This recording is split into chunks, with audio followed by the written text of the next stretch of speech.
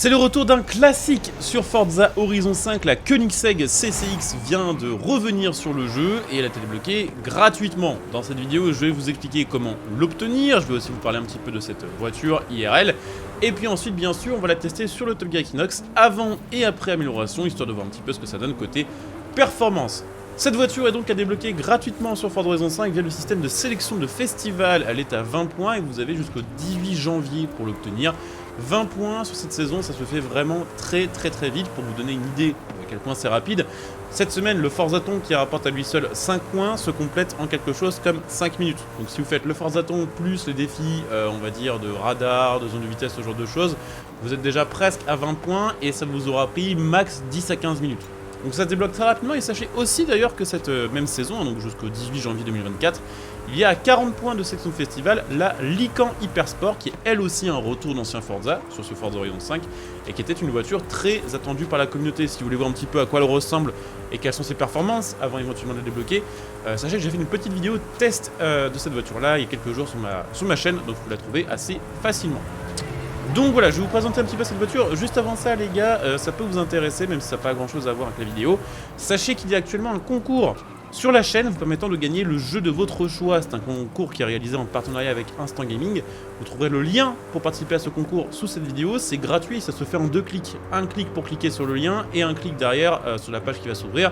Sur le bouton participer, il y aura un tirage au sort le dernier jour du mois et le gagnant pourra choisir vraiment le jeu de son choix. Donc n'hésitez pas à participer, ça soutient la chaîne puisque plus il y a de participants, plus Instant Gaming est content de voir le lien de la chaîne actif et plus ils sont ok pour soutenir la chaîne sur le long terme. Donc n'hésitez pas à participer et puis pensez aussi que vous pouvez utiliser ce même lien pour vous rendre sur Instant Gaming pour acheter vos jeux à prix réduit.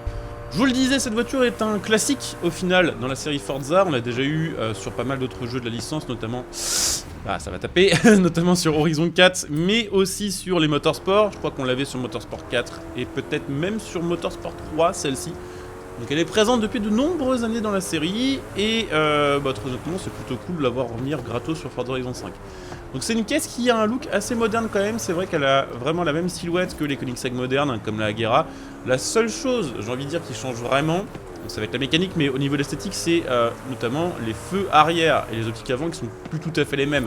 Mais sans ça, la silhouette, elle est vraiment restée vraiment similaire sur les modèles récents, ce qui fait qu'on a l'impression d'avoir une Koenigsegg archi moderne. Par contre, côté moteur, celle-ci n'est pas équipée des V8 turbo, on va dire, classiques qu'on a chez Koenigsegg maintenant. Celle-ci, elle a un V8 4,7 litres qui, je crois, vient de chez Ford, qui n'est pas turbo, mais qui a 2 compresseurs. La voiture fait 800 chevaux full stock pour environ 1200 kg. On est en propulsion, ça fait 0 à 100 en 3 secondes 2. Et la vitesse de pointe est entre 395 km/h et 400 full stock. Donc c'est pour vous donner une petite idée du truc. À l'époque, en 2007, c'était vraiment vénère. Et ça reste toujours des performances extraordinaires. Mais à l'époque, elle faisait vraiment partie, je pense, du top 3 des voitures les plus rapides du monde, voire même peut-être du top 2. C'est à part la Bugatti Veyron à cette époque-là, en 2007. Je vois pas trop ce qui pouvait être plus rapide que ça. Après, sur Forza Horizon 5 pour l'instant, la voiture est vraiment méga difficile à conduire, je dirais. Elle a beaucoup d'appui une fois qu'elle est bien lancée. Même si elle pourrait en avoir plus à l'arrière, ce serait pas, on va dire, du luxe. Grosse accélération, grosse Gmax, mais propulsion ultra puissante avec un châssis ultra rigide, une voiture ultra basse, ça donne une voiture qui est quand même pas facile à manier. Et freinage pas super bon d'origine, mais on va améliorer tout ça évidemment après. Alors 335 463 d'origine, ça nous met derrière la Tributo et devant la Mercedes MGT et nous sommes actuellement 47e du classement d'origine. On va donc passer maintenant aux améliorations de notre Koenigsegg CCX. On va passer aux améliorations. Voyons voir les swaps. V12 Racing et V8 Biturbo. Alors ça va être intéressant, c'est le V8 qui vient des Koenigsegg plus modernes si je dis pas de bêtises. Donc on devrait pouvoir tirer peut-être 1400 chevaux de cette voiture là. Mais bon, déjà le moteur de base, je pense qu'il peut dépasser 1000 chevaux sans trop de soucis. Hein. On va voir un petit peu ce que ça donne. Oui, elle a déjà 1200 donc c'est réglé. Ah ouais, en fait, est-ce qu'il y aura vraiment un intérêt à swapper? Je sais pas parce que... Ouais, si, on pourra avoir un peu plus. Faudra voir ce qui est vraiment le plus intéressant, on va dire, côté rapport poids-puissance, parce que c'est pas dit que même si le swap apporte beaucoup plus de puissance, il soit vraiment plus léger au niveau du moteur, donc c'est possible que ce soit intéressant de garder dans certains cas le moteur de base. Bon, après on va mettre tout le reste de toute façon en amélioré course, pour pouvoir régler, pour pouvoir de toute façon avoir le max des perfs. Évidemment les petites gommes slick, Je sais pas si la voiture va monter en X sans swap. Je pense qu'elle va monter en X avec le swap, puisque ce moteur-là est connu pour être absolument pété sur le jeu de toute façon. Mais je pense que sans, c'est pas sûr. Ok, les jantes sont déjà les plus légères. Ça c'est cool, comme ça on garde le style de base. Regarde, les largeurs de bois. Au max aussi. Ouais, non, ça va pas aller en classique, ça. Sans les 4 roues motrices et sans le swap. Ah. Ouais. Bon, les stats sont bien meilleurs. Je vais prendre un petit peu de temps pour régler ça. On gagne de la puissance, on gagne du poids, on gagne des latéraux. Ok, c'est parti pour le test avec pour l'instant les premières améliorations de posée. Let's go. On va voir un petit peu comment elle s'en sort. Wow. C'est une caisse de bourrin. Oh la vache. On va voir un petit peu comment ça se passe. Elle a l'air d'être encore plus dur à conduire en fait. En tout cas là dans les virages serrés c'est vraiment pas fait pour elle du tout. Bah, par contre, voilà, la puissance. C'est fou parce que bon, des caisses puissantes maintenant qui font plus de 1000 chevaux, on en voit régulièrement, hein, j'ai envie de dire même sur des caisses typées berline, avec les moteurs V8 4 litres turbo modernes, il y a plein de gens qui font voilà, des modifs à 800, 900 000 chevaux. Mais ça, faut quand même rappeler que ça fait 1200 kg, hein, et que là on a 1200 chevaux pour 1200 kg, et là c'est vraiment, ça part au quart de tour en fait. Donc clairement en Pro Plus, c'est ingérable, on va dire, jusqu'à 200 km/h, la voiture a une chance de burn. Là par contre elle est grave mieux en appui, hein. C'est vrai que là autant bon, dans les virages à basse vitesse c'est chaud pour elle. Elle est juste trop puissante en fait. Autant bien lancée là, j'ai pas vu à combien on était en G latéraux, mais je crois qu'on était à 2,4, 2,5, un truc comme ça. Donc c'est plutôt pas mal. Le freinage est bien meilleur aussi maintenant d'ailleurs. On va se mettre en vue intérieure. Et on est parti pour la ligne droite. Est-ce qu'on chope 400 maintenant? Ah, dommage. On va rewind quand même, ce serait con. Dommage, ça s'est pas joué à grand chose là. Ah, je pense que les 400 sont jouables, hein. Il y a moyen, avec plus de puissance, une caisse plus légère et une boîte réglée un peu différemment. Ah, je sais pas en fait, hein. Ça va jouer à pas grand chose. Par contre, elle a vraiment une patate de l'enfer, hein. Ouais, si c'est bon, les 400, on va les avoir live. Largement en fait. Ça fait longtemps qu'on n'ait pas mangé 400 sur le Top Gear Equinox, donc c'est cool, hein. Ah, le freinage est bien meilleur, par contre, putain, ouais. Elle est vraiment facile à prendre en main, je sais pas, c'est peut-être moi qui me suis un petit peu déshabitué de Forza Horizon 5, mais honnêtement, je pense pas, parce que j'ai quand même bien poncé le jeu, et j'y rejoue régulièrement. Mais là, en tout cas, j'ai l'impression que ces deux voitures-là que je viens de tester sur le Top Gear Equinox, qui sont donc la Lycan et la CCX, sont pas des voitures faciles du tout, non. Lycan, en plus de pas être facile, elle est pas incroyable en termes de perf. Ça, je pense que ça peut vraiment bien marcher. Mais putain quoi. C'est sans Z, parce qu'évidemment le gameplay il est fait sans Z, donc sans ABS, sans TCS, sans ESP.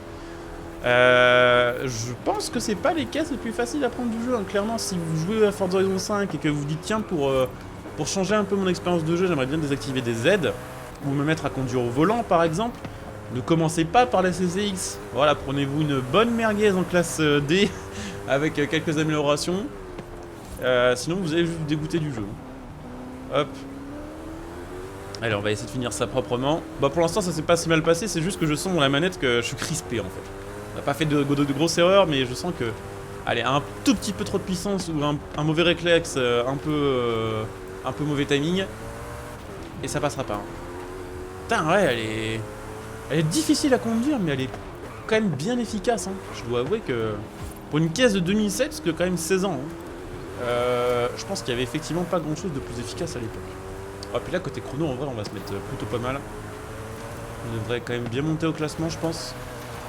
On fait combien? J'ai pas regardé avec précision. 3,0965. On est entre la Brabham BT62 et la Schupan 962CA. Nous sommes 41e du classement. On va donc le tester maintenant avec les améliorations au max. Allez, c'est parti. On va mettre le méga moteur. Let's go. Les 4 roues motrices aussi. Bon, ça forcément on va gagner un peu. Enfin, on va perdre malheureusement en stade de poids, mais c'est pas grave.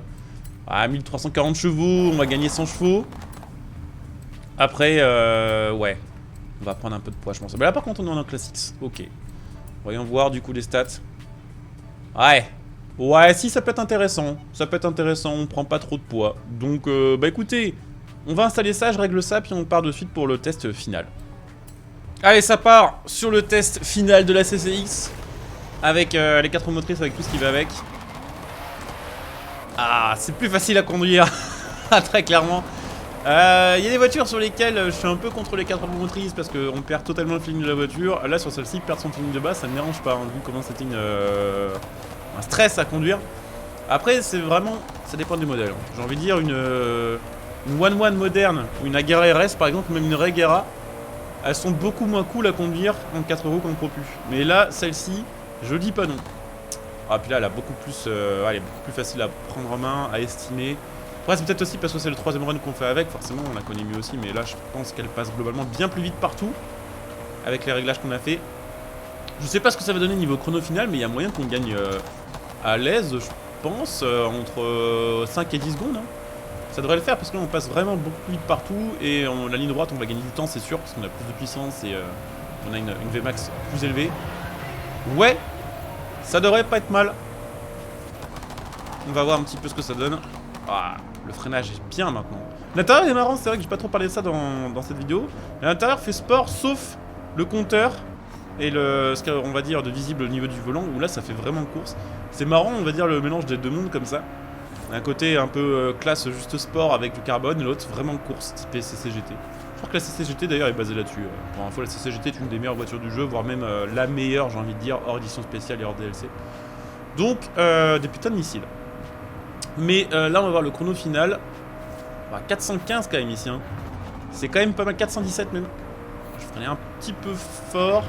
Bon, ça va passer, c'est pas grave. Ça va le faire quand même.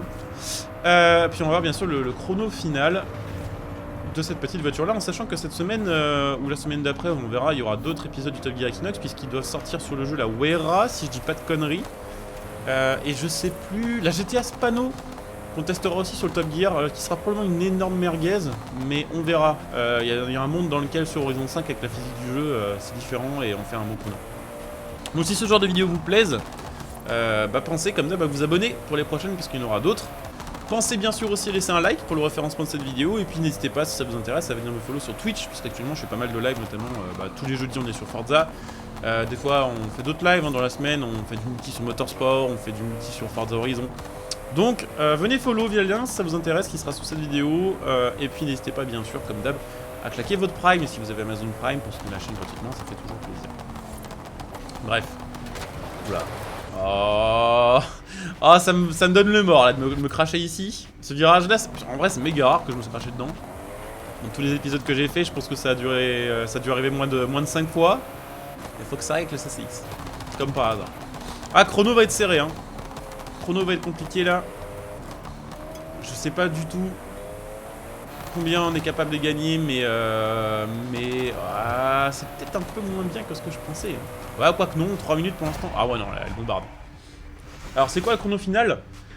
3-0-1 880. C'est pas dégueu, c'est pas dégueu. On est entre la... que je dise pas de bêtises. La Rossillon Q1, que j'ai jamais testé en vidéo. J'ai la vidéo qui est prête, j'ai jamais posté. Et la Ferrari 296 GTB. Et donc, nous sommes actuellement 31ème du classement. Ce qui est pas mal, bien sûr, mais on est loin des 2 minutes 54 nécessaires pour rentrer dans le top 10, qui ont été fait par l'Aston Valkyrie d'ailleurs. Donc voilà, on a fait le tour de cette caisse, j'espère que la vidéo vous aura plu, on se retrouve très bientôt pour un autre gameplay. En attendant, portez-vous bien, bon jeu à tous, et n'oubliez pas qu'à la fin de la vidéo, je vous mets évidemment le rappel du classement en photo. Voilà, bon jeu à tous, ciao et merci d'avoir suivi cette vidéo.